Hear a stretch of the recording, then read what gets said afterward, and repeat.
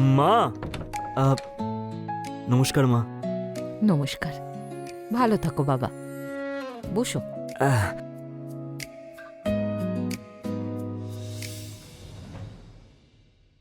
5 বছর হয়ে গেল।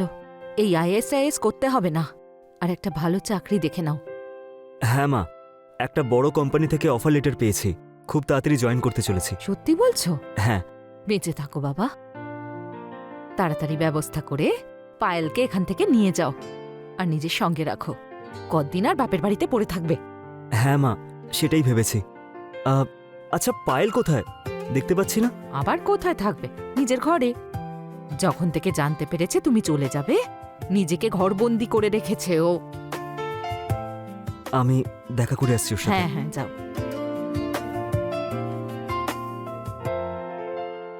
পায়েল,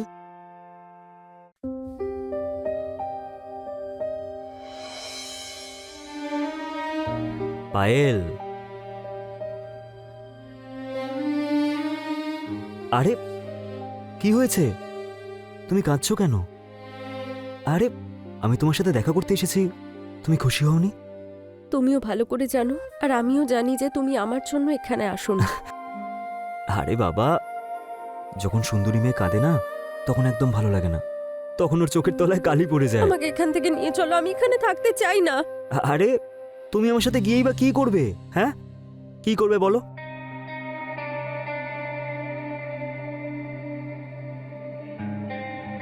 আরে বাবা, আমি 2টো টিকিট বুক করে রেখেছি।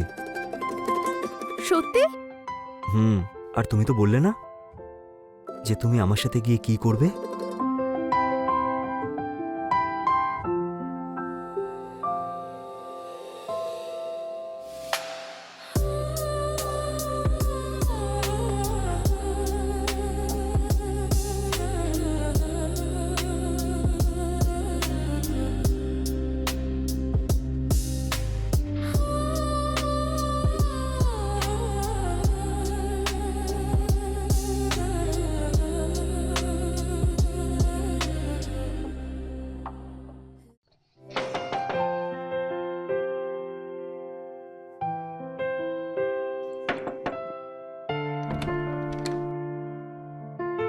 ইনি আমাদের বাড়িওয়ালা হন। নমস্কার দিদি।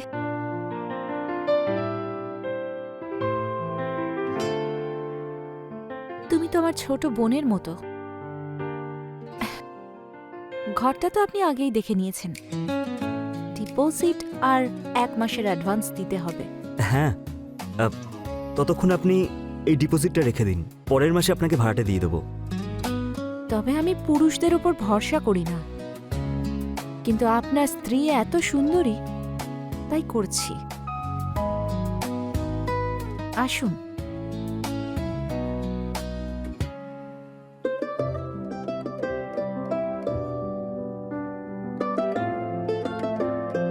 বাড়িটা দারুণ, কি সুন্দর বাড়ি, সেটাও এত কম বাজেটে। এই শহরে তো পাওয়াই যাবে না। বাড়ি আর মালকিন দুটোই। হ্যাঁ সত্যি, ওনার তো তুলনাই হয় না। এই নিন গরম গরম চা। আরে দিদি, এসবের কি প্রয়োজন? সেরম কিছুই না, এখানে থাকতে হলে আমার হাতে চাই খেতে হবে। তবে তোমরা এটা নিজের বাড়িই ভাবতে পারো।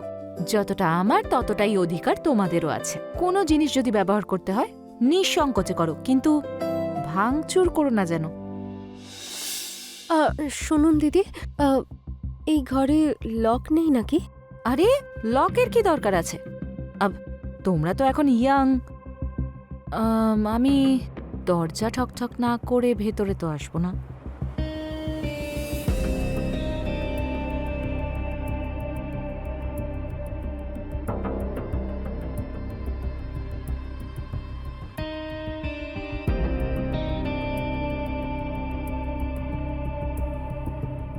আবার কি হলো?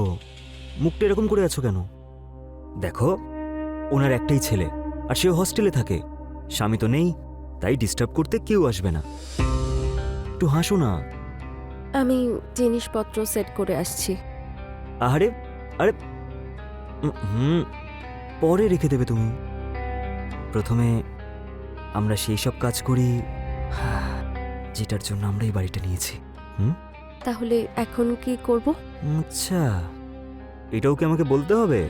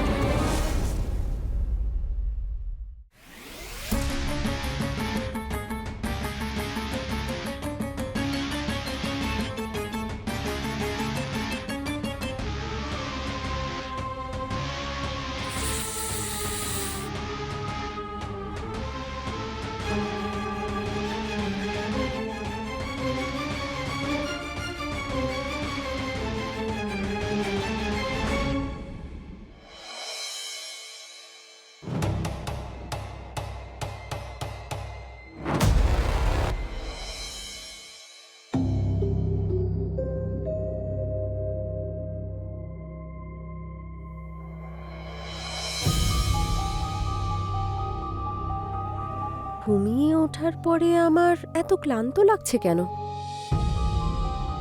আরে পায়েল, কখন আসবে? 3টে বেজে গেছে। আসছি দিদি। আরে এরকম অজ্ঞানের মতো কে ঘুমোয়? জানি না দিদি, আমি দিনের বেলা ঘুমোই না।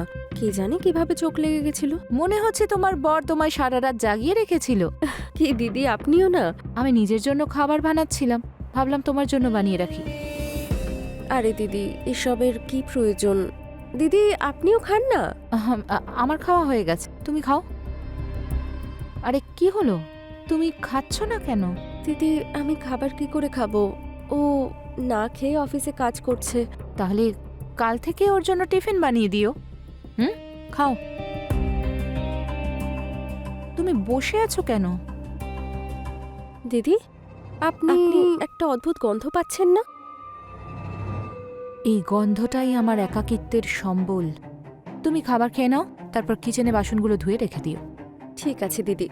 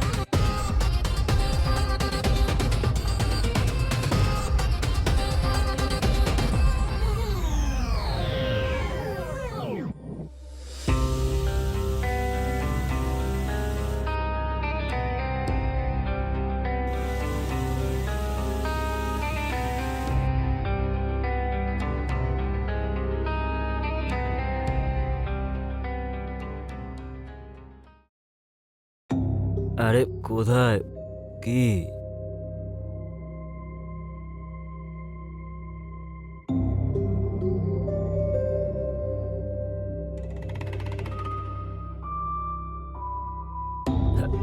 নাও, সামলাও নিজের স্বামীকে। নেশা হয়ে গেছে।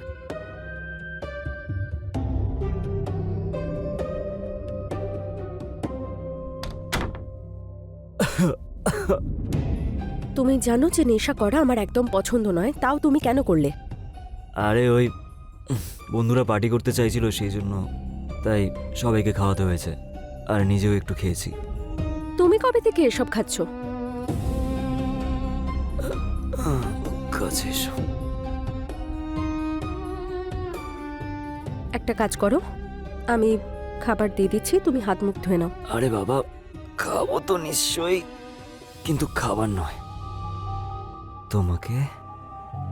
আমার ভালো লাগছে না, তুমি বরং হাত মুখ ধুয়ে নাও, আমি খাবার দিয়ে দিচ্ছি। আরে আরে,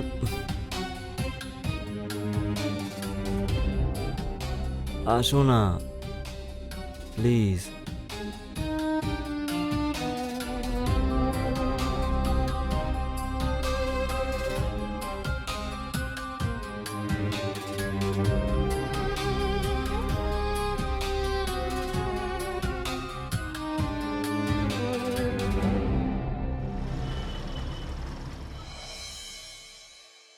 পায়েল, আমি অফিস যাচ্ছি। আরে দাঁড়াও,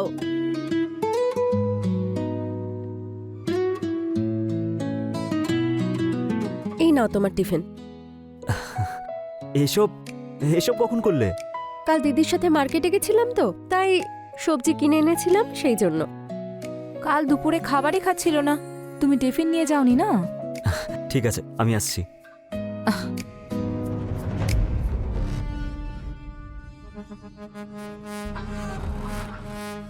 ঠিক আছে, আমি অফিসে বেরোচ্ছি, নিজের খেয়াল রেখো।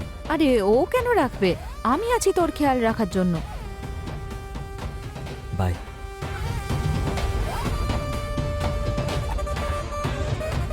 এই নাও, তুমিও না।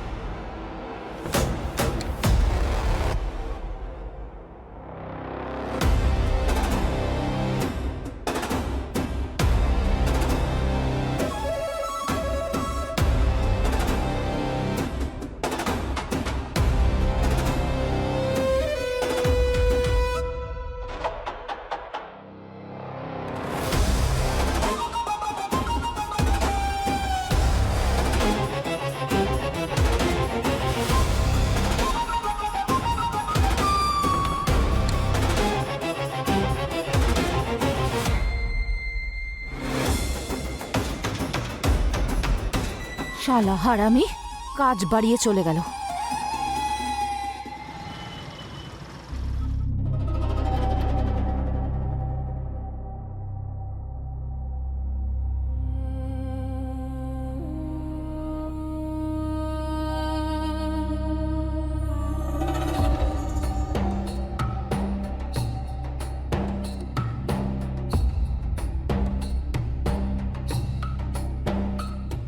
এইটা তো রঞ্জিত কোনোদিন ইউজই করে না।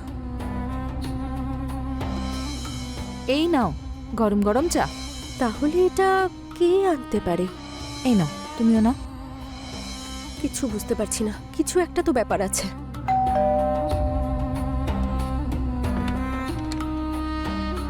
হ্যাঁ, আপনি কে?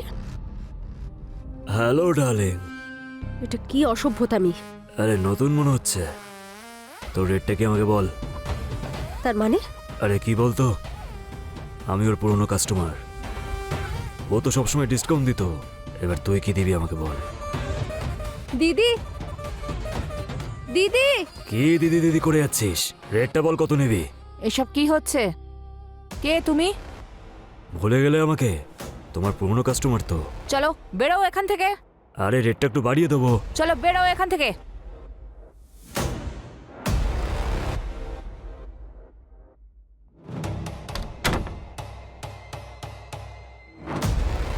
তুমি কে?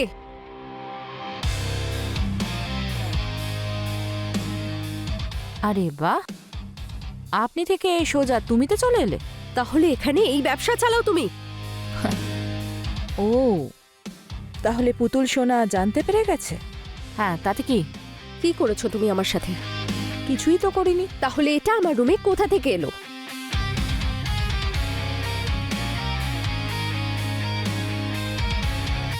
এতে কি যায় আসে? নোংরা মহিলা! রঞ্জিতকে আসতে দাও, তোমার সব কিছু ফাঁস করে দেবো আমি। ও হ্যালো, পরপুরুষের সঙ্গে তুমি যে রাসলীলা করেছো না, সেগুলোও দেখিয়ে দিও।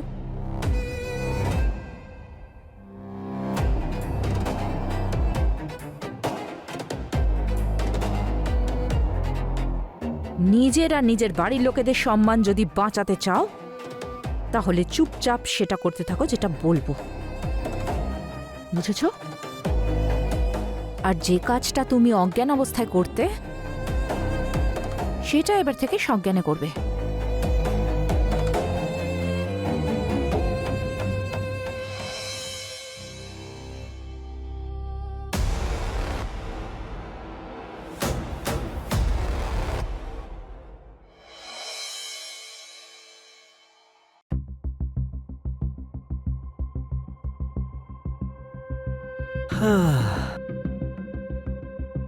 আরে, তুমি এত তাড়াতাড়ি চলে এলে?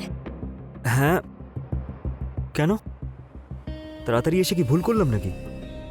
না, আমি তো এমনি জিজ্ঞেস করছিলাম। কিছু না, আরে মাথাটা একটু ব্যথা করছিল, তাই ভাবলাম বাড়ি থেকে একটু বিশ্রাম নিই।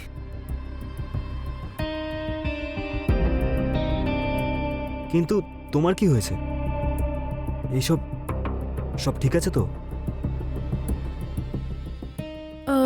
রঞ্জিত, আমি তোমায় কিছু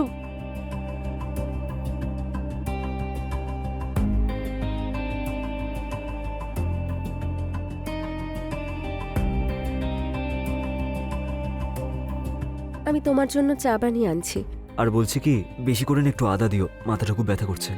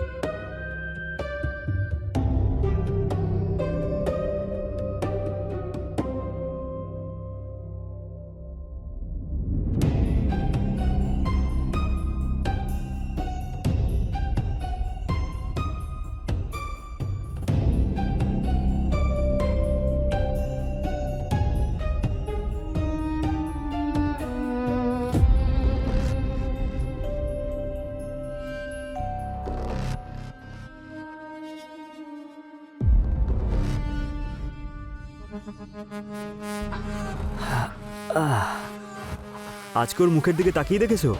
বেচারি পুরো ভয় পেয়ে গেছিল। ও ভেবেছিল যে আমি ওকে পুরো হাতে নাতে ধরে ফেলেছি। গ্রামের মেয়েরা এমনিই বোকা হয়। কথাটা ঠিকই বলেছো। সেই জন্যই তো আজ অব্দি এটাও জানতে পারলো না যে আমি রোজ অফিস যাই আর ঘুরে সোজা তোমার রুমে চলে আসি।